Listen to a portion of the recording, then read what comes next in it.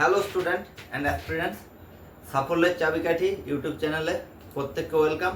আজকে নতুন আরেকটি ক্লাস নিয়ে এসেছি।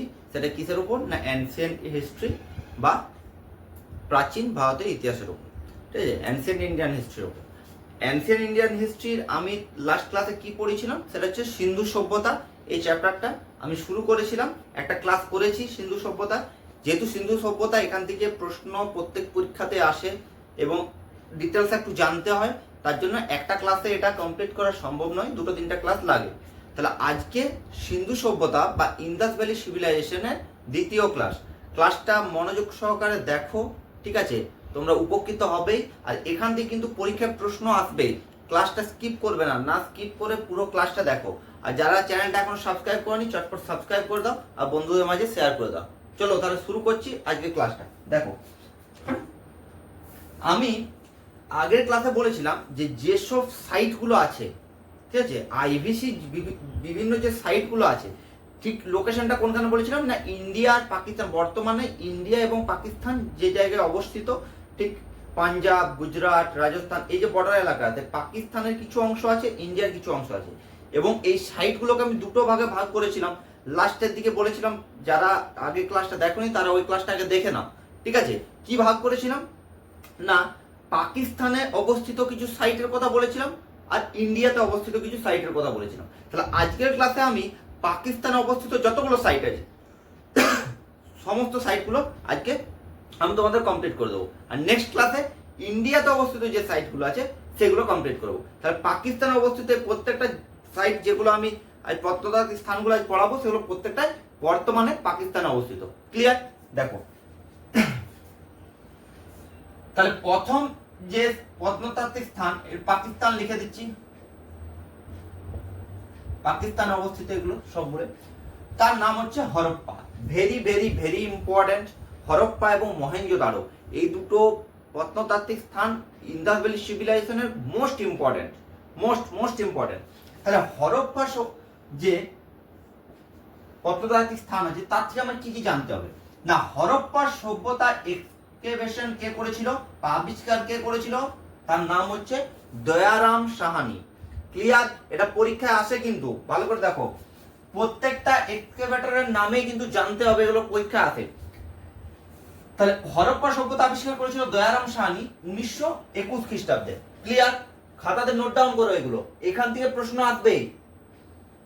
আর এই হরপ্পা মানে প্রত্যেকটা সাইট কোনো না কোনো একটা নদীর তীরে অবস্থিত। কি রকম টাইপের নদী না, যেগুলো সিন্ধু সভ্যতা নাম, এই সভ্যতাটার নাম সিন্ধু সভ্যতা, তো সিন্ধু ওরিয়েন্টেড এবং সিন্ধুর যেসব উপনদী আছে, ঠিক আছে, সেগুলো পাশাপাশি শহরগুলো অবস্থিত হতে পারে বা সাইটগুলো থাকতে পারে। তাহলে কোন নদীর ওপরে কোন প্রত্নতাত্ত্বিক স্থানটা আছে সেটাও পরীক্ষায় প্রশ্ন আছে।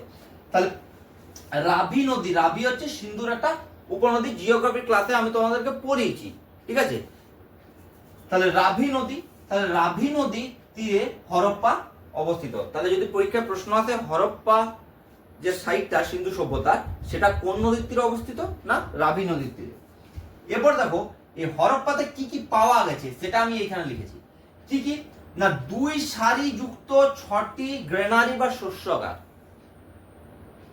গ্রেনারি বা শস্যাগার ইম্পর্টেন্ট। কটা গ্রেনারি? না 6টা। এটাও কিন্তু যদি ডিপ প্রশ্ন আসে যে পার্টিকুলার জিজ্ঞাসা করো কটা গ্রেনারি পাওয়া গেছে, না 6টা গ্রেনারি পাওয়া গেছে এখানে। ঠিক আছে, এরপরে দেখো মৃতদেহ সম্মিলিত কফিন, মানে মৃতদেহকে যে কবর দেওয়াকে কফিন বন্দি করা হতো তার নিদর্শন এখানে পাওয়া গেছে। ঠিক আছে, এবং কবরস্থানেরও নিদর্শন পাওয়া গেছে। ক্লিয়ার? এরপর দেখো এটা খুব ইম্পর্টেন্ট, সিমেন্ট্রি এইজ কালচার। এটা ওই জন্য ইংরেজিতে লিখেছি। ঠিক আছে, এটা সেরকম কিছু বাংলা না, সিমেন্ট্রি এইজ কালচার, জাস্ট মনে রাখবে। এই কালচারটা নিদর্শন এখানে পাওয়া গেছে। আর ভেরি ভেরি এটা ইম্পর্টেন্ট, সেটা হচ্ছে প্রথম আবিষ্কৃত আইভিসি সাইট, মানে প্রথম আবিষ্কৃত সিন্ধু সভ্যতার সাইট। ঠিক আছে, প্রত্নতাত্ত্বিক স্থান। তার জন্য এই সিন্ধু সভ্যতাকে আরেকটা নাম দেওয়া হয়, তার নাম হচ্ছে হরপ্পা সভ্যতা। কেন হরপ্পা সভ্যতা বলা হয়? না হরপ্পা যে প্রত্নতাত্ত্বিক স্থান এই সিন্ধু সভ্যতায় প্রথম আবিষ্কৃত হয়েছিল, তাই এই সভ্যতাটাকে হরপ্পা সভ্যতা বা হরপ্পা সিভিলাইজেশনও বলা হয়ে থাকে। তাহলে এই কটা পয়েন্ট 1 2 3 4 5 6টা, এই 6টা পয়েন্ট পড়লে কিন্তু হরপ্পা যে সাইটটা আছে সেটা পুরো তোমার কমপ্লিট হয়ে যাবে। দেখে নিয়েছো। এরপরে দেখো নেক্সট যে সাইটটার কথা বলবো তার নাম হচ্ছে মহেঞ্জোদারো। বলেছি হরপ্পা এবং মহেঞ্জোদারো এই দুটো সব থেকে ইম্পর্টেন্ট সাইট সিন্ধু সভ্যতায়। তাহলে মহেঞ্জোদারো প্রথমে আমি কি বলছি আবিষ্কর্তার নাম বলবো, তার নাম হচ্ছে রাখাল দাস ব্যানার্জি, আর.ডি. ব্যানার্জি, 1922 খ্রিস্টাব্দে, মানে ঠিক হরপ্পার 1 বছর পর। তাহলে হরপ্পার কে আবিষ্কার করেছিল? দয়ারাম সাহানি। আর মহেঞ্জোদারো হচ্ছে রাখাল দাস ব্যানার্জি, 1922 খ্রিস্টাব্দে। এই মহেঞ্জোদারোটা সিন্ধু নদীর তীরেই অবস্থিত। এরপরে যেগুলো পাকিস্তানের বিভিন্ন অবস্থিত সাইটগুলো পড়ো বেশিরভাগটাই সিন্ধু নদীর তীরে অবস্থিত, ঠিক আছে? তাই সিন্ধু নদীর তীরে অবস্থিত হচ্ছে মহেঞ্জোদারো। এই মহেঞ্জোদারো এই প্রশ্নটা পরীক্ষাতে বহুবার এসছে। এটাকে বলা হয় মৃতের স্তূপ, বা পরীক্ষার প্রশ্নটা আসে যে মহেঞ্জোদারো শব্দের অর্থ কি, তার হচ্ছে মৃতের স্তূপ বা মাউন্ট অফ ডেড। ক্লিয়ার? আচ্ছা, এখানে কি কি পাওয়া গেছে? কি কি পাওয়া গেছে না, একটা পাওয়া গেছে ইম্পর্টেন্ট জিনিস, সেটা হচ্ছে বৃহৎ স্নানাগার, গ্রেট বাথ, আর গ্রেট গ্র্যানারি, বৃহৎ শস্যাগার। যেটা আমি হরপ্পার শস্যাগারগুলো সেগুলো ছোট ছোট ছিল, এখানে কিন্তু বৃহৎ শস্যাগার ও বৃহৎ স্নানাগার। স্নানাগারটা তোমরা যদি বই খুলে দেখো দেখবে এটা হরপ্পা সভ্যতা যেখানে আছে বা ইন্দাস ভ্যালি সিভিলাইজেশনের ছবিটা কিন্তু দেওয়া থাকে, ঠিক আছে? 9-10 এর বইও দেখবে বা যে কোনো কম্পিটিটিভ বই। বৃহৎ স্নানাগার এবং বৃহৎ শস্যাগার কিন্তু পরীক্ষায় আসে। দেখো নেক্সট হচ্ছে ব্রোঞ্জের নৃত্যশিল্পীর মূর্তি, ঠিক আছে? ব্রোঞ্জের নৃত্যশিল্পীর মূর্তি, ড্যান্সিং গার্লের একটা মূর্তি পাওয়া গেছে। কিসের তৈরি? সেটা ব্রোঞ্জের। ক্লিয়ার? আর পাওয়া গেছে পশুপতিশীল এবং মাদার গডেস। কি কি পাওয়া গেছে? পশুপতিশীল আর মাদার গডেস, ঠিক আছে? আচ্ছা, নেক্সট এটা ইম্পর্টেন্ট, সেটা হচ্ছে বুল সিল পাওয়া গেছে। বুল সিলটা কিরকম টাইপের না, এটা মেসোপটেমিয়া টেকনোলজি, তখনকার যে মেসোপটেমিয়া টেকনোলজি ছিল সেই অনুযায়ী বুল সিল তৈরি করা হয়েছে। আরেকটা এখানে জিনিস পাওয়া গেছে, তার হচ্ছে ঘোড়ার নিদর্শন। এটা মানে সুপার স্পেশাল, মানে বলা হয়ে থাকে একদম খুব ভালো নিদর্শন পাওয়া গেছে সেটা নয়, তাও জেনে রাখো সুপার স্পেশাল ঘোড়ার নিদর্শন পাওয়া গেছে। তাহলে এইগুলো হচ্ছে মহেঞ্জোদারো থেকে ইম্পর্টেন্ট। নেক্সট হচ্ছে চানহুদারো। প্রত্যেকটা সাইট কিন্তু পাকিস্তানে অবস্থিত, এটা আগেই বলে দিয়েছি। চানহুদারো কে আবিষ্কার করেছিল না, এন গোপাল মজুমদার, এবং এটাও সিন্ধু নদীর তীরে অবস্থিত। আমি বললাম বেশিরভাগটাই পাকিস্তানে অবস্থিত সাইটগুলো বেশিরভাগই সিন্ধু নদীতে অবস্থিত। দেখো এখানে বিড তৈরির কারখানা পাওয়া যায়। বিড মানে হচ্ছে পুঁতি, যেটা দিয়ে মালা তৈরি করা হয়, অর্নামেন্ট, ঠিক আছে? সেই বিড তৈরির কারখানা। লিপস্টিকের ব্যবহার এখানে দেখতে পাওয়া যায়, কোথায়? চানহুদারো। চিরুনি দেখতে পাওয়া যায়, সেটা কিন্তু কাঠের তৈরি, উডেন বা আইভরি, ঠিক আছে? আইভরি একটা কাঠ।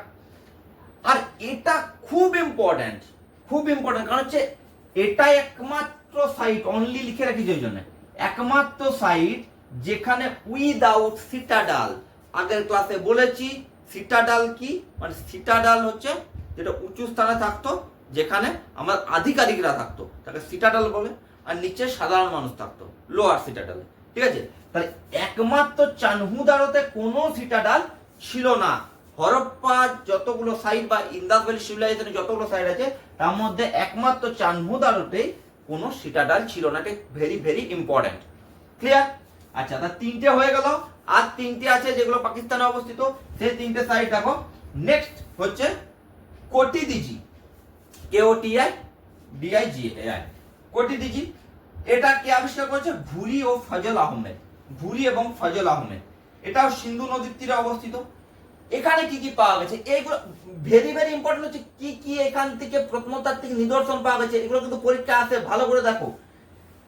পাথরের তৈরি বাড়ি এখানে পাওয়া গেছে। পাথরের তৈরি বাড়ি কোথায় পাওয়া গেছে? কোটিদিজি। কাঁচা ইটের ব্যবহার এখানে দেখতে পাওয়া গেছে।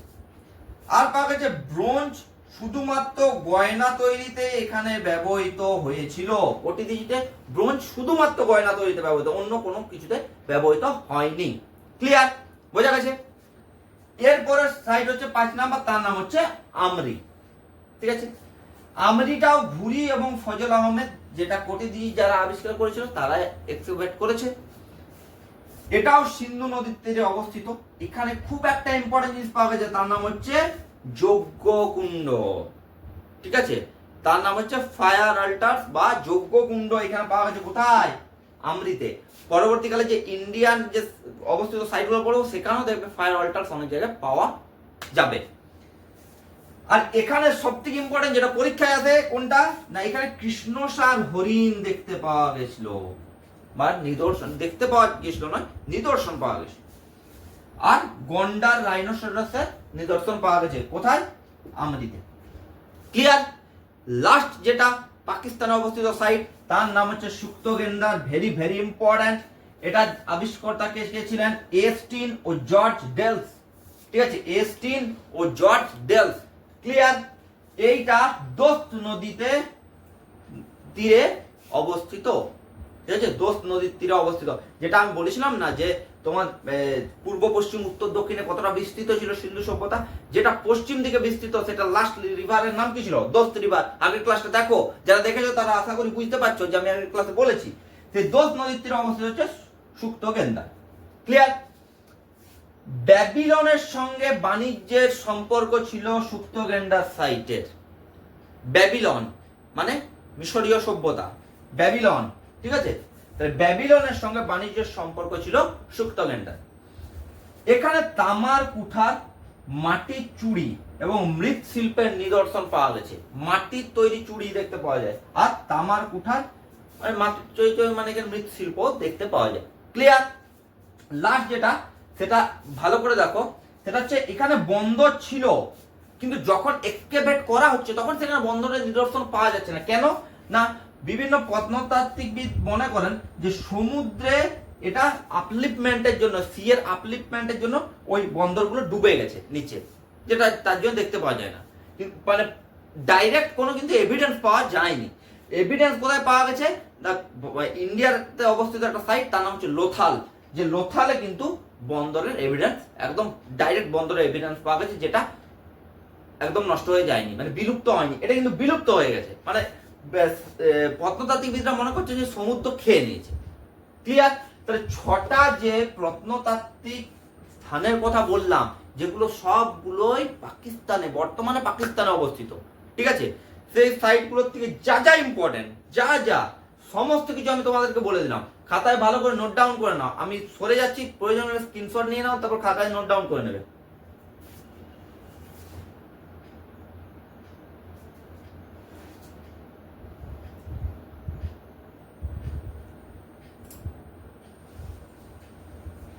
আশা করছি স্ক্রিনশট নিয়ে নিয়েছো। ঠিক আছে, এরপরে নেক্সট ক্লাসে আমি যে ইন্ডিয়াতে অবস্থিত যে সাইটগুলো সেগুলো নেক্সট ক্লাসে আমি পড়াবো। তাহলে আজকের ক্লাস কেমন লাগলো কমেন্টে জানাবে। কোনো বুঝতে প্রবলেম হলে সেটাও কমেন্টে জানাবে। আর ক্লাস ভালো লাগলে চটপট একটা লাইক দিয়ে দেবে। আর যারা সাবস্ক্রাইব করেনি তারা চটপট সাবস্ক্রাইব করে দাও। আর যারা সাবস্ক্রাইবার আমার আছো তারা চটপট আমার চ্যানেলটা শেয়ার করে দাও।